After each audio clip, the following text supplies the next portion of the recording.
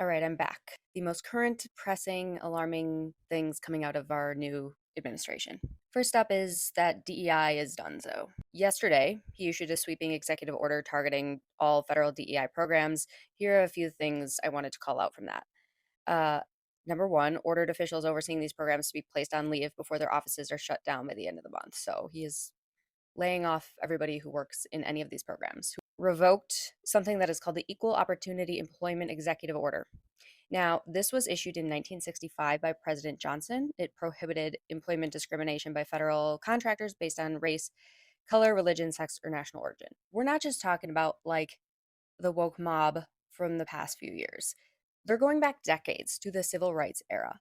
Now, I do want to note this was a federal executive order focused on federal agencies. This is not overturning the Civil Rights Act in actual legislation. However, it's been in place since 1965. No Republican president since then has ever overturned it, including Trump his first term. It sends a loud message. They fired U.S. Coast Guard Commandant Admiral Linda Lee Fagan, the first female uniformed leader of an armed forces branch. The White House also shut down the Spanish version of the website and all Spanish social media accounts. Getting into immigration, which is obviously their main priority. So we talked about that in the last update. So here are some new updates since then. U.S. immigration authorities will now be able to arrest migrants at schools, churches, and hospitals. Also, the U.S. Justice Department is ordering federal prosecutors to target state and local officials who resist the administration's planned mass deportation campaign. So, one of the biggest things here that I think everybody is really concerned about, rightfully so, is the executive order to end birthright citizenship. I want to reiterate that is illegal. The 14th Amendment of the Constitution grants citizenship to anyone born in the United States. So, this will face legal battles. The ACLU is already suing, as are many governors and attorney generals from various states, including right here in Wisconsin.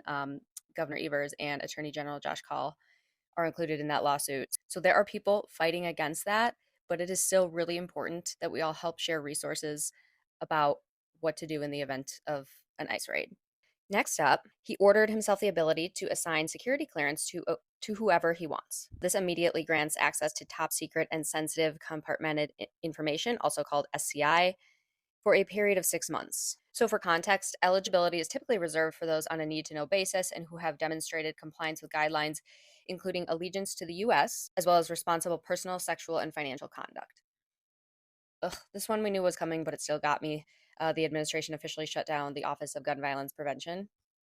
And before I go, I want to acknowledge that there is some weird, wacky stuff going on with Meta. I'm sure if you're on these platforms, you've noticed you were automatically following VP, POTUS, FLOTUS, and White House, the new accounts for Trump, Vance, what's her bucket. You should unfollow them. However, I have heard many accounts from many people that they do that and then they are following them again. Try blocking, but just wanted to let you know you're not crazy. It's weird. One other weird thing I wanted to mention to wrap this up, my friend Kat from Howdy Politics tipped me off to this, and she's going to give more of an update later, I think. But Aid Access is a national organization that helps provide resources and abortion medication to women all over the country. All of a sudden, a lot of their posts are either not showing up or blurred out. Okay, so I think maybe I should try to end these on a positive note, positive-ish. This woman, who was part of the January 6th attacks, rejected the pardon, saying we were wrong that day. She has learned her lesson